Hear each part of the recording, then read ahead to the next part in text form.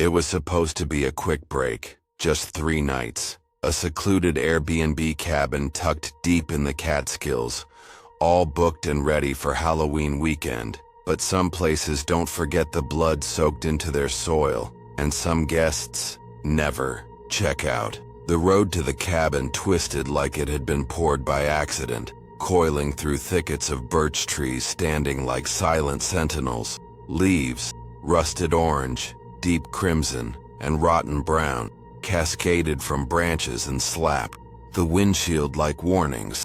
Sarah kept her hands tightly around the steering wheel, her knuckles pale. "This doesn't look like the photos," she muttered. Beside her, her boyfriend Aaron checked the GPS on his phone. "It says we're close. 2 more minutes. Doesn't feel right," Sarah said. Her voice was low but sharp, like she was talking to herself more than him. "Too quiet." Aaron laughed. "That's the whole point. No neighbors, no fireworks, no costumes, no trick-or-treats. Just..." Sarah didn't smile.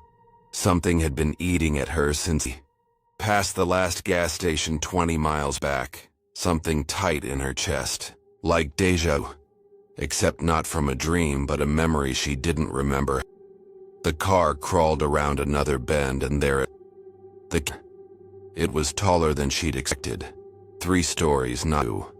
And more ice. It stood in a sunken clearing, almost swallowed by weathered stone steps led up to the front porch. The paint peeled around those. The shutters were half closed, like the house was squinting. But the weirdest thing, the porch light. "I thought no one was here," said Aaron. "Maybe motioned." She didn't lie. He grabbed bags, and they approached.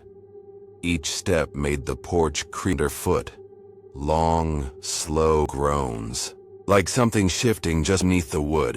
Aaron entered the access code and the door opened. As soon as Sarah stepped inside, a cold smell met her. Old wood, mildew. Something vague metallic. Not fresh blood but the living room stretched in shadows. Daylight. The furniture looked older. Pictures. Same styles but worn. They were slumped. The curtains faded like they hadn't been decades.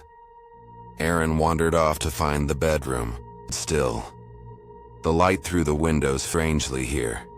The shadows didn't line up with outside. Turned. Rose. A wall. Her reflection wasn't moving. Second. Then it caught up. Her head.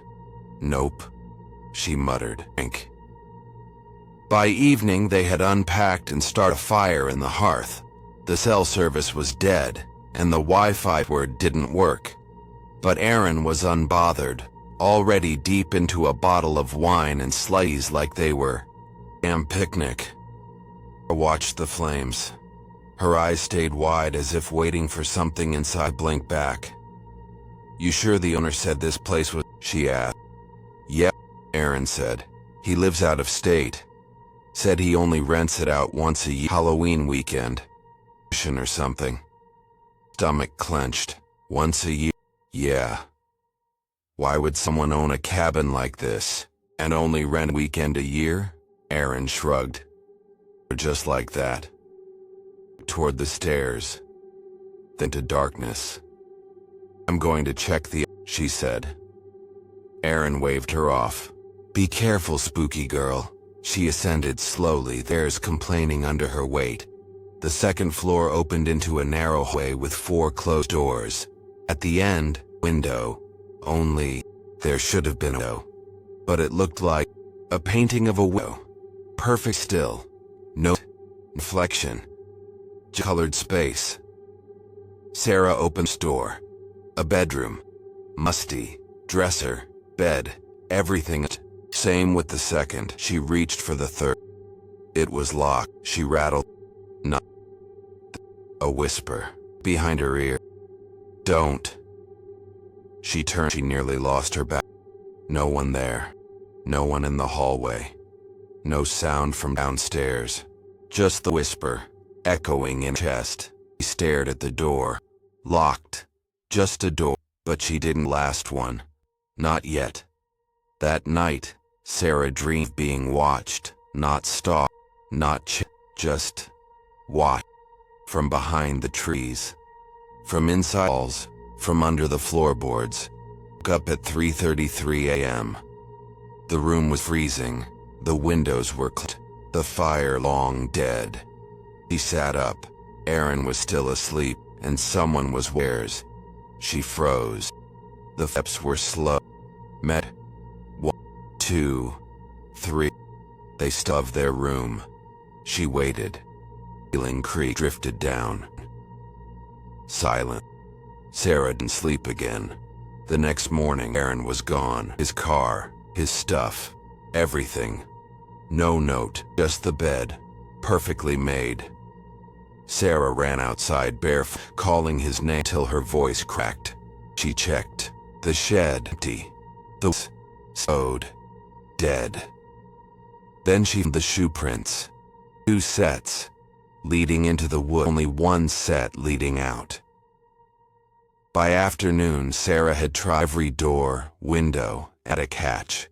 The Wi-Fi still didn't work. No cell service, no downloads, and the key Aaron used. It was gone. She was alone. Except she wasn't. The cat felt alive now, its bones. The walls ticked. The mirror. Her reflection. At all anymore. Just the empty room behind her. Nightfall she tried to leave, but the road was not hidden. Gone. It ended 50 feet from the cat. Past that, just trees. Like the forest had moved overnight, swallowing the path whole. She stood at the edge and screamed until her throat bled. Then, through the tree, she saw him, Aaron, standing, facing away. He ran toward him, sobbing, begging. He didn't move. She touched his shoulder and it wasn't Aaron. His skin was sagging, gray, as if it had been worn for too long. His smile stretched too far. His eyes were hollow, and then he collapsed. Skin folded itself like an costume. Inside, nothing. Black cloth, like someone him. Sent now. 4. Wood darker. The air. The inside of the cabin had stretched. Hallways branched where they had been before. Doors where there were doors. And owed 100 reflections. Not just her. All facing the wrong way. She screamed, sobbed, tore nails trying to escape. Then came the knock at the door. 3 slow raps. She opened it. No one. But porch. Not there before. Grinning. Inside, her phone she grabbed. He flicked it on. Unage waited. No number. Just check. Never left. Battery died. Behind her, the door locked and the whispers began again. But now, the whispers didn't fade. They grew. They slipped through cracks in the walls. They echoed off window panes that no longer showed the outside world. They looped through the keyholes, through the fireplace, through the vents like hungry breath. Always close, always behind. Sarah, don't leave us. Stay. You're already home. Sarah screamed until her voice gave out, but the cabin swallowed the sound like it was hungry for. She clutched her dead phone and bolted up the staircase that now curved too long. The second floor wasn't where she remembered. The hallway stretched like a trick mirror, warped and ended. Every door looked the same. Every door whispered but it. Loud. She picked one, just one, and behind Aaron. He sat on the edge of the bed, howled. Same jacket, shoes. But she didn't. Aaron. Her act. Aaron. He looked up. She stepped closer, her lip. Then, head twitched, like a puppet pulling. Sarah, he said. I finally way out. His voice too calm. I found it, he said again. Under the house. He looked up, and his eyes weren't eyes. They were mirrors. Smooth, black, nothing. Sarah stumbled back, but he stood. Slowly, mechanically. His neck turned too far, his smile too wide. Have to go under, Sarah. It's the only way out. Then he shattered, not collapsed, shattered. Like from a height. Skin, bone, hair, all in pieces, dusting the wood and glittering split. Under. Worms, blacked, twitching. Slammed the door and ran.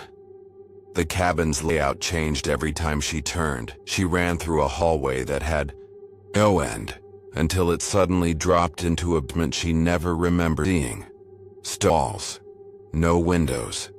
A single swinging light bulb blinking above, iron hatch bolted into the floor. On the wall, a mural, painted in thick eye strokes, years old, showed people standing at the door. Normal people, all smiling, all waiting. In the next panel, they were underground, mouths stitched shut, eyes reaching for the surface. In the cabin was empty. Just a door, wide and a shadow-eyed. No people. No, just something watching. Sarah stared. The shadow seemed to flicker, as if the painting moved. When she blinked, she turned from the mural and grasped his handle, and had said under. She hesitated, and opened it. The stench was it. And meat. A staircase of stone steps led into total darkness. The hatch slammed shut above her as she descended, leaving her only with the flickering flashlight from her phone. And as she walked deeper, her light revealed carvings along the stone, scratches, names, 100 of them, all etched by fingernail, or by Marcus, Aaron. She stopped. Aaron's name, etched dozens of times, scratched backward, some smeared with sir. She moved, trembling. Then the steps ended. The light dimmed, and she stepped into the cellar, a void of earth and roots, where sound didn't echo. Wallowed. She wasn't alone. Shapes moved beyond the reach. Light. Shouldn't belong to any. Breathing hers. One whispered, "You finally made it." She turned.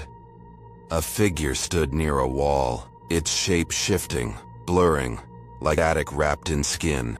It wore her face, but with eyes, smile full of teeth. "Run," it asked. "You came here to remember." "Came here to leave," Sarah screamed, laughed. "There's no leaving the place you never left." And suddenly, the floor beneath her gave way. She woke on the cabin floor. Morning light. Gray. Blinds. Was it morning? Had it ever been night? Cabin looked normal again. Fireplace cold light. Her bags by the door. Was it all a dream? Sarah's ragged. Her clothes. Her nails cracked and dirt-stained. She checked phone. Full. Working. And a new message from Aaron. "Sorry for scaring you. I went to get breakfast. Be back soon." Sarah almost sobbed. She rushed to the window. Outside, Aaron's car parked in the way. Ran to the door. It opened. Sprinted outside barefoot. "Aaron!" She ran the car. Yanked open the driver's side door. Empty. Warm. Keys in. The ignition, but on the passenger seat, a scrawled in red on yellowed paper. "Check. Never left." Looked up. The forest wasn't the same. Were closer. They leaned in. They were watching her too. And now, they were whispering. Backside, Sarah packed everything. She grabbed her phone, her charger, her clothes. She didn't care if she leased or owed fees. But as she reached the door, she noticed something. The mirror was back, and it was not a reflection, a video showing her, but she wasn't moving. The mirror stared at the camera. She was pale, hollow-eyed, smiling. Behind her, the cabin burned. Sarah turned. No fire, but in her, flames licked the walls, and in the middle of the inferno stood something. A shape, 10 feet tall, horned, mouth stitched, cloaked in burlap and blood, the same from the mural, from under the house, and in the mirror. It reached out. Reflection screamed. The glass shattered, but no shot fell. Just darkness. That night the doorbell rang. She opened a knife in hand. No, but on the porch sat another pumpkin, grinning wider than before.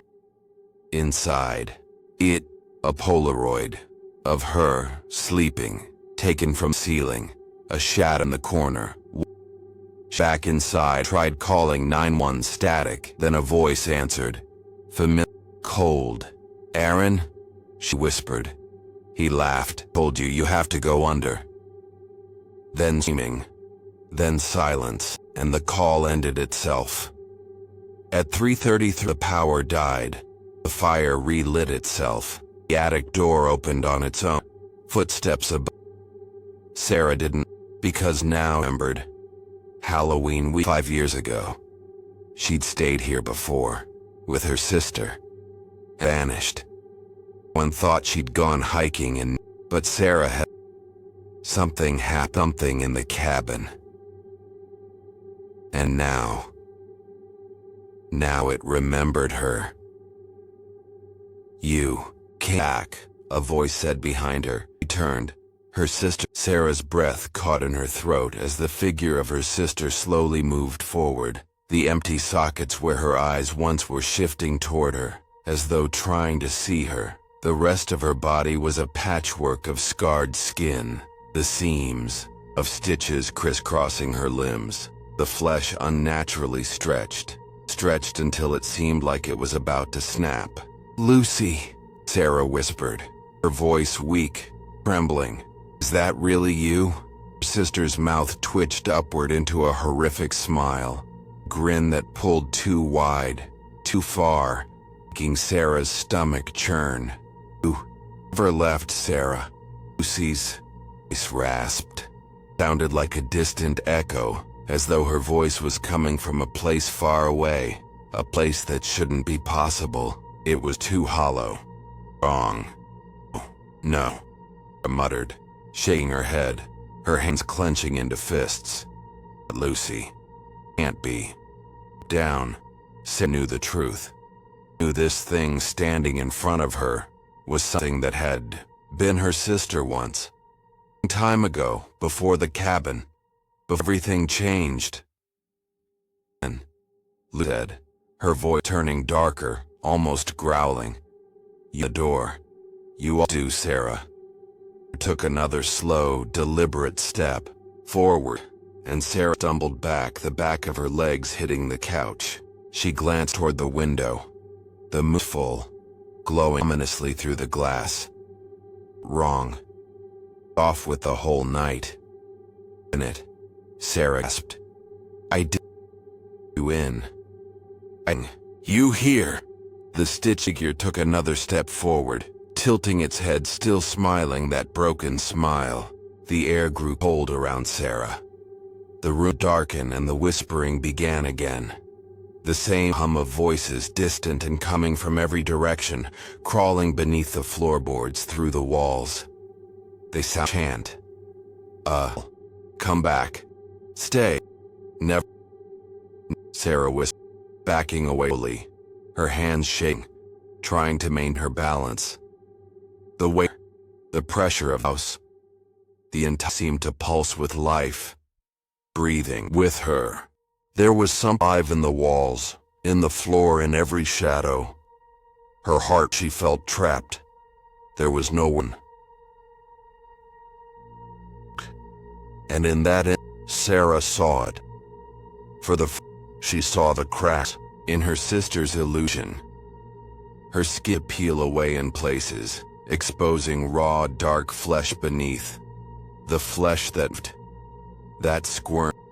Something under it. She could see the black veins pushing through, the worms that lived underneath her skin, in her eyes, in her mouth.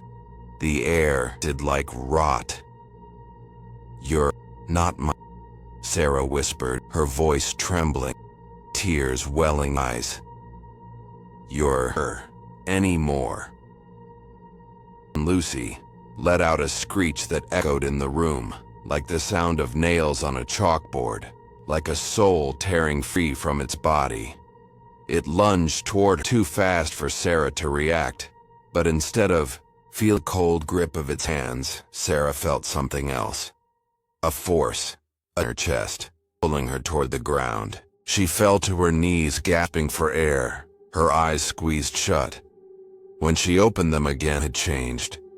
Gone was the living room. Gone was the comforting she had once thought she knew. The walls formed. Now, Abin felt something else, like it was alive, breathing with an intelligence of its own. The floorboards had cracked, revealing a gaping maw of blackness beneath. The floor shifted, cracked, and pulled at her feet. It was a stomach, hungry, waiting to swallow her whole. "No. Oh no," Sarah gasped, trying to stand. But the ground pulled at her, relentless. Her body felt heavier. Something was physically pressing her down. Something unseen. Something terrible. And then, voice that had been with shadows, behind the walls, under floor. Voice that was now as her own heartbeat. The voice that wasn't it was the house. "You can never leave, not after you've seen." A chill swept through her. Sarah felt herself being dragged toward the center of the room, the floor splitting open, the darkness underneath deepening. Figure stood at another person, another guest, the same eyes, same twisted mouth. Sarah tried to scream, but the sound from her throat. She struggled, but the grip of the pull of the floor was too strong.